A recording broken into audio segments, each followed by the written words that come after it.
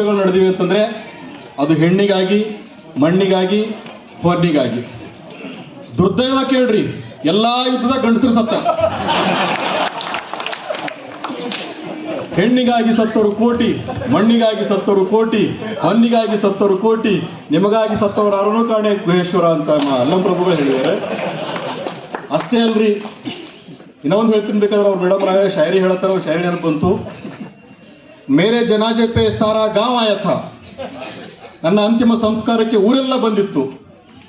ಲೇಕಿನ್ ಓ ನಹೀ ಆಯಿ ಥಿ ಜಿಸ್ಕೆ ಲಿಯೆ ಜನಾಜಾ ನಿಕ್ಲಾ ಥಾ. ನಿಮ್ಮ ಸಲಕ್ಕೆ ನಾವು ಎಷ್ಟೊಂದು ಸಾಯ್ಲತ್ತೀವಿ, ನಮ್ಮ ಸಲಕ್ಕೆ ಒಬ್ಬರ ಸತ್ರಿ ಅಂತ ತೋರಿಸ್ರಿ. ನೀವು ಒಬ್ಬ ಹೆಣ್ಮಗಳಾದ್ರೂ ಗಂಡಸಿಗೂ ಸತ್ತಿನ ತೋರಿಸ್ಬೇಕು ನಮಗೆ. ಇಲ್ಲ ಮತ್ತೆ ಯಾಕೆ ನೀವೇ ಹೆಸರು ಎಷ್ಟು ಅಂತ ಹೇಳ್ಕೊಳ್ತೀರಿ?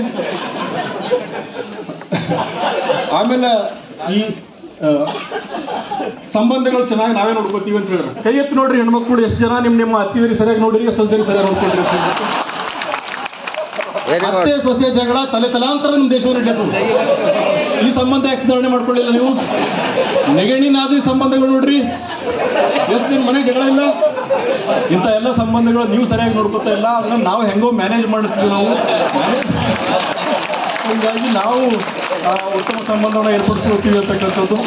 ಇನ್ನೊಂದು ಮಾತು ಹೇಳ್ತೀನಿ, ಈ ವೃದ್ಧಾಶ್ರಮ ಪದ್ಧತಿ ನೀವೆಲ್ಲರೂ ನೋಡಿದ್ರಿ.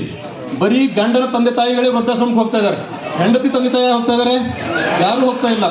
ಮತ್ತೆ ನೀವೇನು ಸಂಬಂಧಗಳನ್ನು ಮೇಂಟೈನ್ ಮಾಡ್ತಾ ಇದ್ರಿ? ನೀವು ಮಾಡ್ತಾ ಇಲ್ಲ. ಹಂಗಾಗಿ ಈ ಮನೆ ಮತ್ತು ಮನಿ ಇವೆರಡನ್ನ ಸರಿಯಾಗಿ ಮೇಂಟೈನ್ ಮಾಡಬೇಕು ಅಂತಂದ್ರೆ ಅದಕ್ಕೆ ಒಡೆಯನೇ ಪ್ರಮುಖ ಕಾರಣ.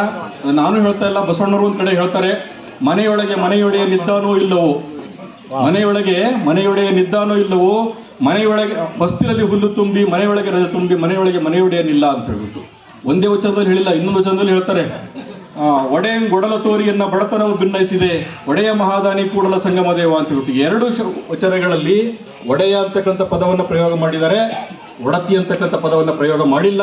ಹಿಂಗಾಗಿ ಒಡೆಯರೇ ಶ್ರೇಷ್ಠ, ನಾವೇ ಮನೆ ಮತ್ತು ಮನೆಯನ್ನು ನಡೆಸ್ಕೊಂಡು ಹೋಗ್ತೀವಿ ಅಂತಕ್ಕಂಥದ್ದು ನನ್ನ ವಾದ.